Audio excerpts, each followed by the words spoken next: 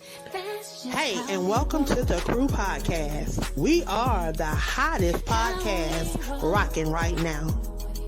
We are currently looking for 6 amazing hosts to join our family for season 2 that will kick off February the 1st, 2024.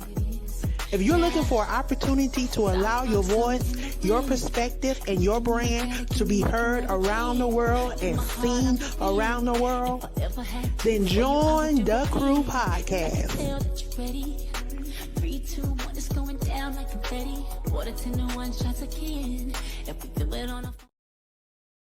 Aspiring Authors Magazine is a founding sponsor for Da Crew Podcast. Get featured inside the magazine and allow your voice to be heard around the world. Aspiring Authors Magazine is an international magazine founded in May of 2020 by Queen Angela. Get featured. Are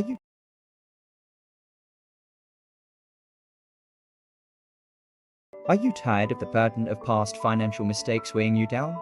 Look no further than BHG Credit Solutions, the industry leader in credit repair.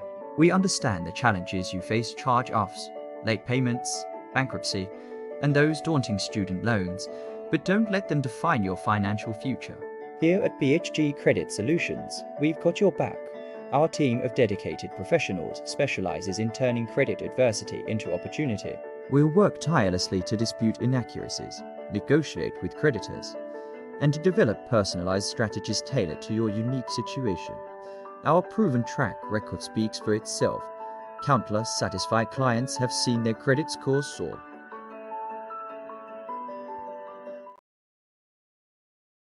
Publishing.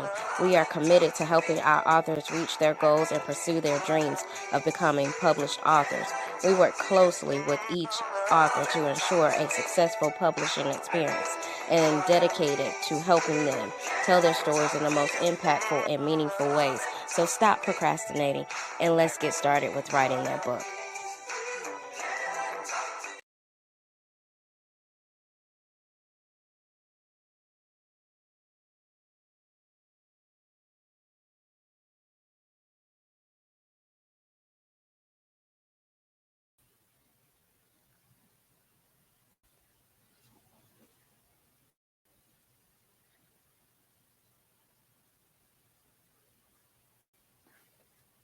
Hello, and welcome to the bonus episode of the Crew Podcast. Of course, I am the visionary Queen Angela Thomas, and I am coming from behind the scenes tonight, tomorrow night, and Wednesday night to bring you the Free Texas campaign, Voices from Beyond TDCJ. Have some individuals that's going to be stopping by that are incarcerated. They're going to come on, share their stories, and share some things with you guys from their perspective. Have an amazing guest that's going to be stopping by tonight. Even though these individuals are incarcerated, I have always been the type of person that believe that individuals need a second chance and that people should be allowed to share their story because we all have a story. Let it be told. So I am preparing for my guests to call in. Of course, y'all know that this call is going to be limited to 30 minutes. So I am going to allow my guests to do most of the talking.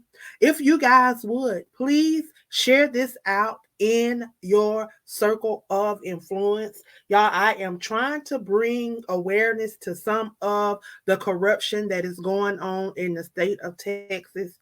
When you know better, you do better. And when you come into the knowledge of some things, you can no longer sit idle. Like I said this morning on Monday Morning Motivation, when you come into the knowledge of, you have to move on it, y'all. So now that I am privy to some of the things that is going on, it is my duty to report these things and to bring these things to the knowledge of those that support my platforms and those that support my circle. So without you guys helping us share this out and doing the things that you do, I'm telling you, our voices will not be heard. So I definitely want to thank you guys for your constant support. Y'all, we have reached 1,000 followers on our Facebook page. So I want to thank all of those that are supporting the Crew Podcast, sharing, liking. And if you have not went over to our YouTube, go over to YouTube and subscribe so that when we go live, when we have new episodes, you will be informed. Y'all, we are on most major podcasting platforms. We're on Spotify. We're on iHeart. We're on Deja. We're on U42. And if you're not familiar with the U42 channel, I'll definitely want you guys to go over and check it out. It is an amazing platform. The head office is right there in the Atlanta area.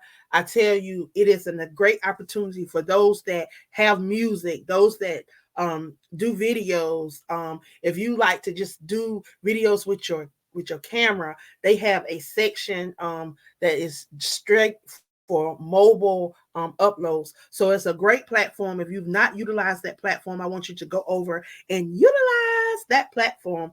But again, I am Queen Angela Thomas Smith. I am the visionary of the Crew Podcast. I am also the CEO and founder of Aspiring Authors Magazine, who is one of the sponsors for the Crew Podcast, as well as AALAC, which is the African American Author Literacy Awareness Campaign. Well, y'all, I have my guest calling in. So that is my guest calling in, y'all. To accept this, thank you for using Securus. You may start the conversation now. Hello. Welcome. How are you? I'm doing all right. How you doing? I'm doing great. I can't complain. I won't complain. I want you to, if you will, if you would please introduce yourself. My name is Kendrick Lachey, brother. Down here in Texas Department of Criminal Justice. You know what I'm saying? My TDC number is 872-583. So wow. If you would, I would really like for you to let the listeners know who you are. Share what you would like for them to know on tonight. I have dedicated these 3 nights to sharing about those that are incarcerated within the TDCJ. Voices from Behind the Wall is what I titled this. Because I really want to give you an opportunity to speak on your situation and anything that you would have us to know about you. Okay. Man, it's a lot to wrap up in one little session, but I started off by, at an early age, I was 18, I had to live in second mother, my daughter's mother, and I had a son on the way, so, I had a lot of responsibility on my hands at the time.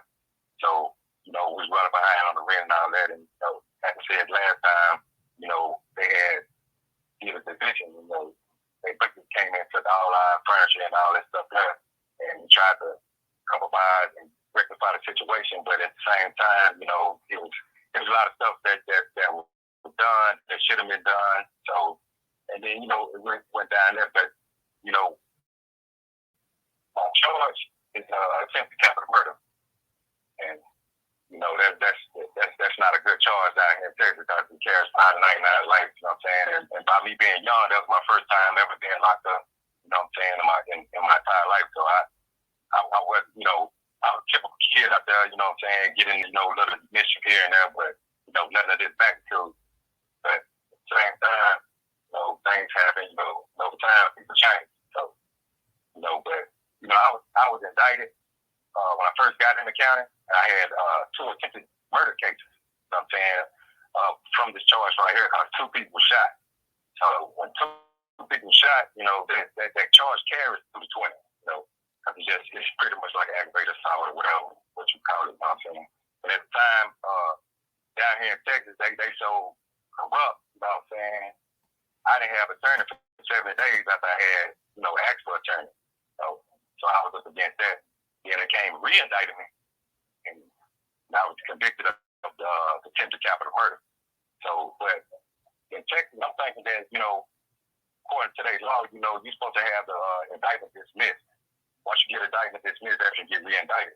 I kind of find out through public records because my mother, along with some more things that came to light, and it was said that, you know, dismissal was done after I had got convicted, the day after my trial. So I'm like, well, that means them 2 indictments still alive, so I got charged with attempted capital murder.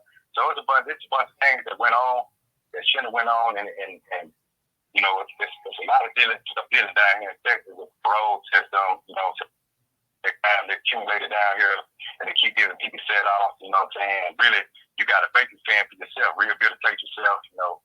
So I had to do a bunch of that down here, learn a few things on my own because of the time. You know, you had the time down here in Texas, you gotta really fan for yourself, educate yourself, you know what I'm saying? If you choose to, you know, some come down here and get it, some don't. You know, everybody learn at different levels of life. So, but, you know, again, on top of that, it was a time that I had an ex-wife. She had, and her, my friend, they had put together, you know what I'm saying, because they wanted me out of here so bad. I didn't know how much to change. You know, I needed another chance. They spent $10,000 on a guy named Carlos Rick. And he appointed a dude like Frank Sandoval. And as you know, if people was paying attention down here in Texas, Carlos Rick was convicted of a Ponzi scheme. And they took my money and didn't do nothing. So I had went to the state bar and told him about it. So he sent Frank Sandoval down there to talk to me. He told me, hey, man, write this down. What we can do about your case, what this and that. We own it and all that. So I was like, cool, okay. After I had got the people on him. So after that, when he left, they had the state board had sent me a letter to let me know that Frank Sandoval said he can't speak to him. He said he's adopted all remedies and there's nothing he can do because on your case. I'm like, well, he didn't tell me that. You know what I'm saying? He told me something else. So I went further. I just filed a state bar grievance on him. And they got one. They didn't give my money back, but they gave him a verbal reprimand. So I'm like, you know, he was in the wrong. He didn't do nothing about the money gave. Then another mishap I had, my family had paid for time. These people got for the prison legal news, you know, it was a group out of Florida, and we gave them $1,500. I tried to give them time cut. So they say, hey, man, we need you to call your wife to get this information, get that information, these copies. And so they can't come back, no, that's not the copies, right? You know what I'm saying? That's not the right copies. So we go back, and we did that several times, and then they went on and say, well, we'll go ahead and do it. Because find out they had off their members on that. So it's kind of hard down here trying to fend for yourself and at the same time try to get your story out to the people that's listening. You know, it's so much, you know what I'm saying? So one of the we have a guest that's watching, and she wants to know, are you in touch with the Innocence Project? But dealing with the Innocence Project, what they really want, the Innocence Project really wants you to be actually always innocent, you know what I'm saying? With my situation, like I said, like my psychiatrist, they didn't get a chance my psychiatrist testify because he evaluated me. He ran the Rocher ink block test, the Spiegel eye roll test, and was a multiple question test. You know what I'm saying? And with that, he evaluated me and diagnosed with dissociative disorder. And because, like I said, I had blacked out. So I really don't know, to be honest, but actually everything, the whole situation went down. You know what I'm saying? So with that, you know, it's like, you know, what was that? She wants to hear. She wanted to know, are you in touch with the Innocence Project? But you answered that question. So one question I have for you, you mentioned that your charges was dismissed, but it was dismissed after they filed additional charges. Is that what happened? Well, not what was said was, okay, when I first got locked up, they charged me with 2 attempted murders. Mm-hmm. That carried 2 to 20. While I sat in the county, and within all this happening, I had asked for an attorney. I still had no attorney, so just sitting in the county, no attorney. Then they came back and re-indicted me, you know what I'm saying, days later, but months later, you know what I'm saying. So I still, I was in the county up to 7 days, no lawyer, you know what I'm saying. And they ran me, when they ran me for this, that's what I want to say too. They had amended that re-indictment, they amended it because of his name. And I had asked my attorney when I had him at the time, right before trial. It was a little like 2 weeks before trial. I asked, hey man, is this going to help me or hurt me? He said, oh man, it's going to help you. So after my time down here, lame, like I say, lame to the law, and I've been studying my case over and over, trying to get better and better. I come to find out that when you have a change of name in any type of indictment, whether especially the victim, it's detrimental. You know what I'm saying? And it's important for you to either contest that or go with it. You know what I'm saying? Depending on the situation. So, and I come find out, so I'm like, man, this man has to be against me once I figure everything out, because he told me it's gonna help me, but at the same time, if he would have contested that, it would have helped me out. So he heard me on that. Then he was my appeal lawyer, and he was my PDR lawyer. You know what I'm saying? So all the effective systems I got on him, he wasn't filing on himself. So I'm dealing with that. So he was your defense lawyer, then he was your appeal lawyer too, and he was my PDR lawyer. Wow. So I get around all this stuff, you know what I'm saying? And I didn't get him to 70 days after I was in the county re-indicted. I ain't have no lawyers to contest anything that was going on, you know what I'm saying? So then he kind of objected, but they had shot it down. And dealing with the judicial system and the statute, in order with a statute, you have to prove every element within a statute in order to have that statute charged against you. You know what I'm saying? So in my case, you have it's called attempted capital murder, where it starts with capital murder, and it's out of 1903, 87A. So, with that said, you got to prove evidence, and you got to have a predicate murder. There was no predicate murder mentioned. You know what I'm saying? Because you have to have what you call a murder to invoke.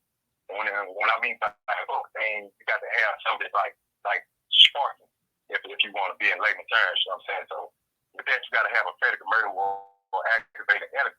They didn't have that. So you got to have a 1903, and you got the conjunction and. Then you got to continue. So all they really had was the two attempted murders against you.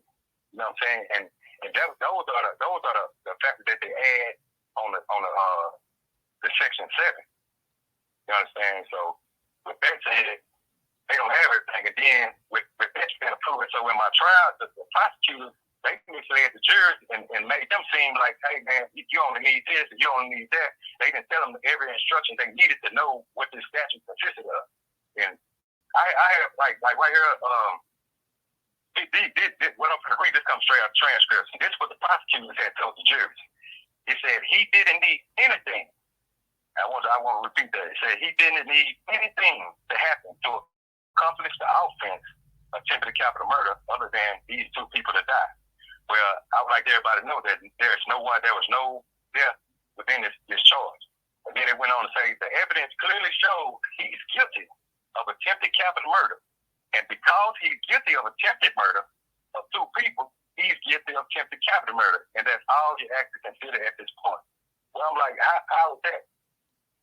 Just the mere shooting of a gun, according to Texas law, you do not have to charging of attempted capital murder just because two people were shot. You know what I'm saying? So they show you right there. They say you're not asking to consider anything at this point. So that's the misleading of the jury right there. So I was up against a lot of stuff. Like I say, people, you don't stop learning until you die.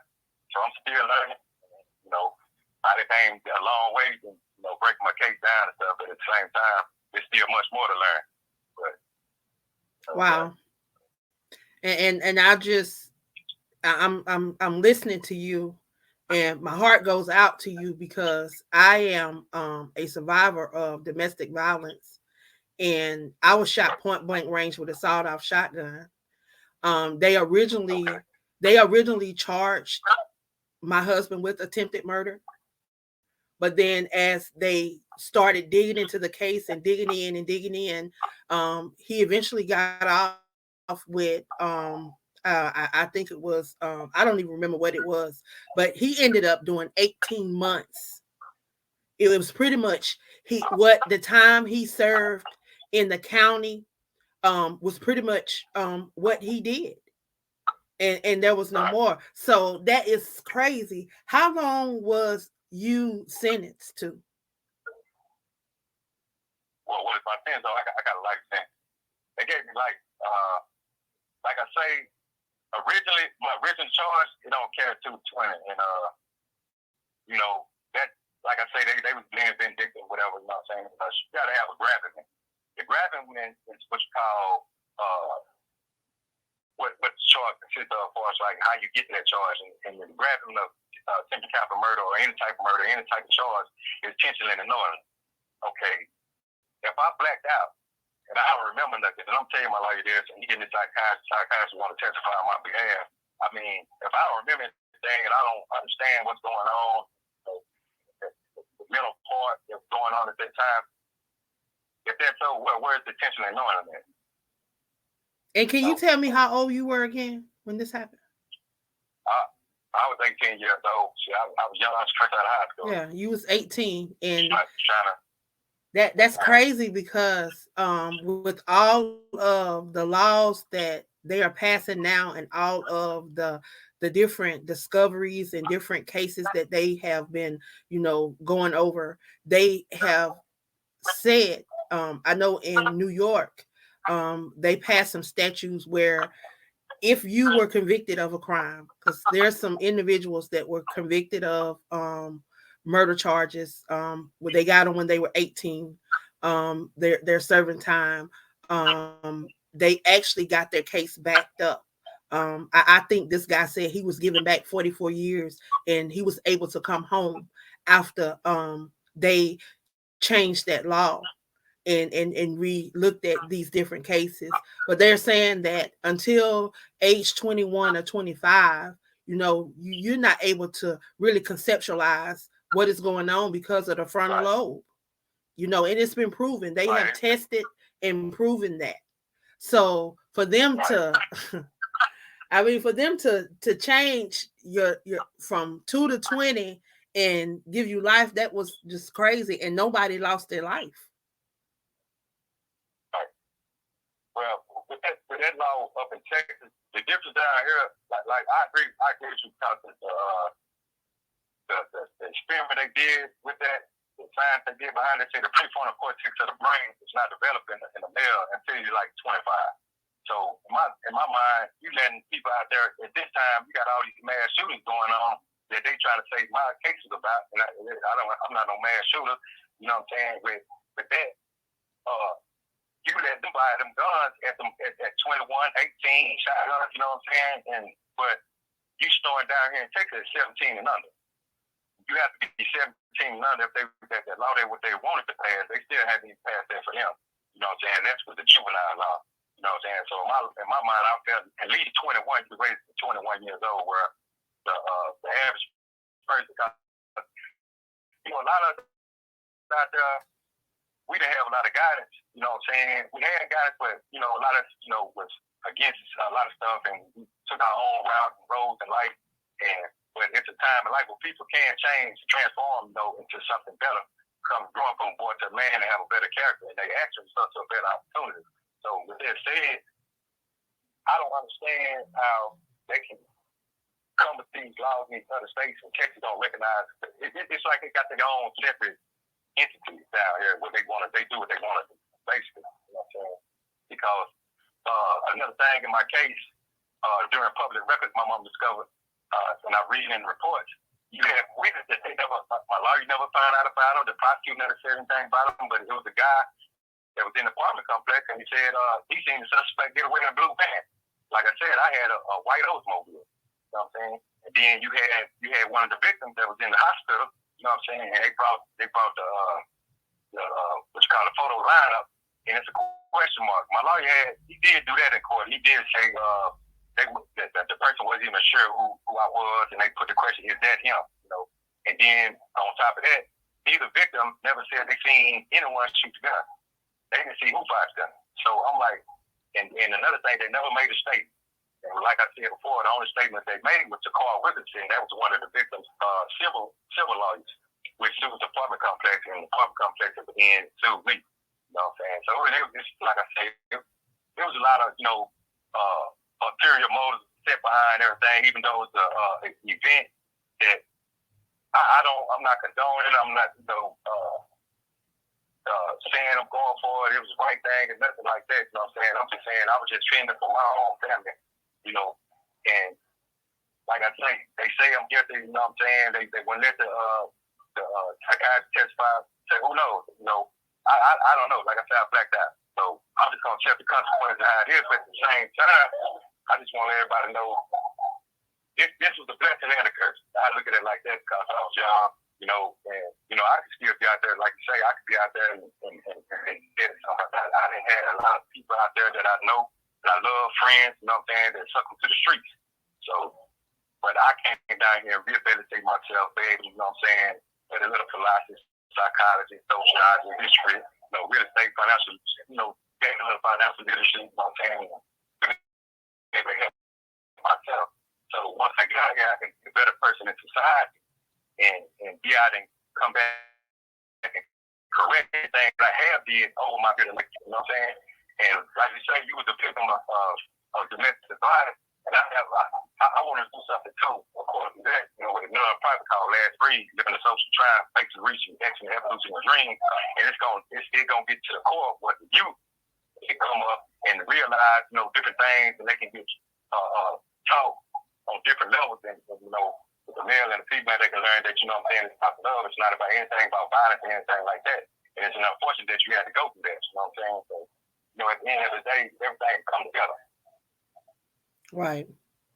So I would like for you to tell if there's any way that people can assist you, what can they do to help you in your situation? Well, I just like somebody to sit down and, like I say, like my case is real broad. I got so I can't. It's hard. I can have stuff everywhere. I just want them to sit down and be able to look at the paperwork that I did. Because like I said, I drew up my own case with the law supporting it and everything.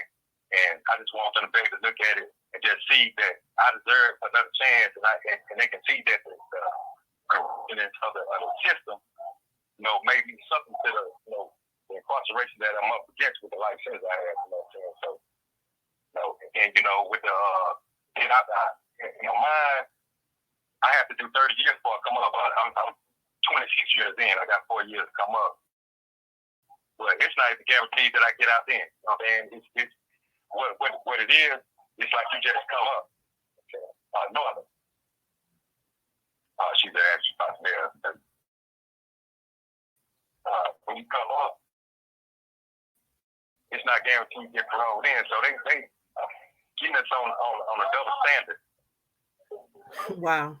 And that's one of the things that I have been really stressing outside of the corruption that is going on in the state of Texas. I have really been pushing the fact that they need to review that parole process because I feel like it's unfair. I feel like TDCJ is not set up. They don't believe in rehabilitation, and they make it hard for individuals that want to a second chance. And I really think that the citizens of Texas need to stand up and they need to speak up. For I know people make mistakes, and there's a lot of people that you know should be behind prison walls that's not, and some of these people should be standing up and speaking up and against all of this injustice and all of this unfairness, because there's a lot of things. I constantly Google corruption in the state of Texas, and every time I Google, I come up with something new, something that I didn't see before. You know, everybody knows that I'm not from Texas, but this is something that was brought to my attention, and it was brought to my attention, and I just felt I felt obligated to have to do something about this because it's just unfair. It's unfair that you have lawyers who were prosecutors and it seemed like they're working for the other side. And then they go on to become assistant DAs and district attorneys. And then they get on the Court of Appeal. And it's just like they're blocking y'all out of the system. It's like y'all don't have a fair chance at all. And I just don't understand. I am constantly emailing and posting to these Congress people and these representatives. You have these positions. Utilize these positions for the people that you say that you are serving. You say that you are serving the people. You are the people's. You are elected by the people. Do your job. They keep turning down. They keep offsetting stuff and turning down this. They had some legislation for the juveniles, and because of wording, because of the way something was worded, they turned it down. I just don't understand the state of Texas. But if you Google corruption, the governor comes up, and that's a problem. If your governor comes up, then it's starting at the head. That means he is control of all this corruption. And then all they doing is covering up. They covering up what the last district attorney did, what the district attorney before that did, and the district attorney before that.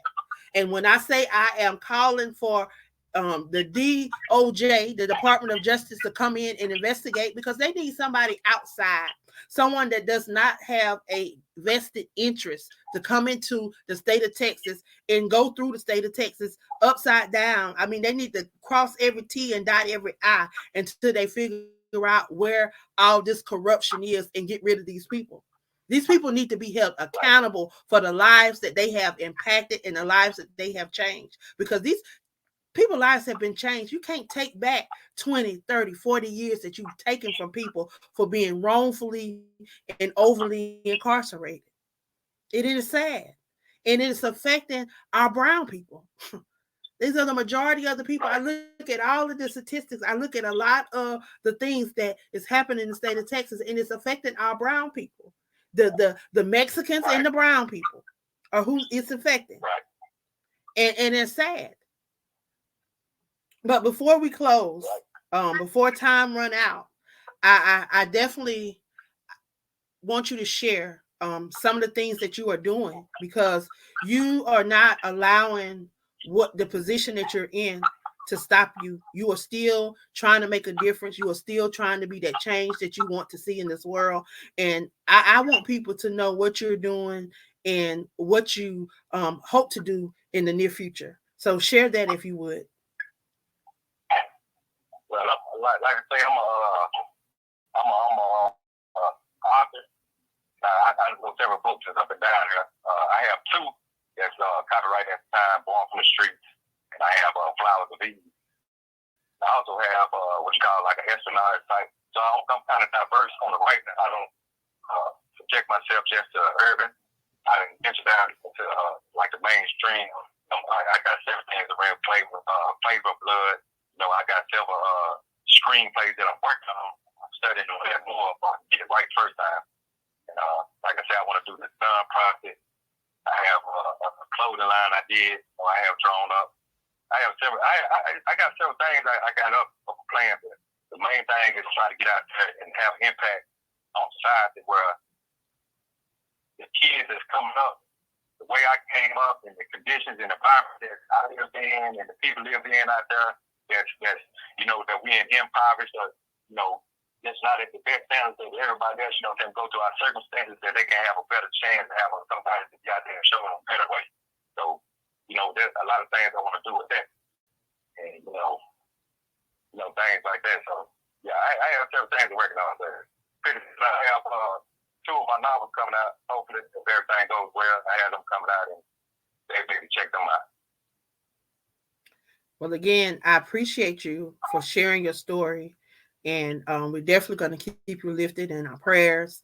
And I'm going to keep sharing this story until somebody decide that they're going to do right. I truly believe. I believe in rehabilitation, and I believe in second chances. And I'm not going to stop until something is done about that parole board and how they're setting off and how they're doing things. But there's definitely a urgent need for the Department of Justice to come in and to start with the head and go all the way down to the least of them, to figure out exactly how corrupt the state of Texas is and what we can do to get Texas back on track. Because I realize that people do stuff.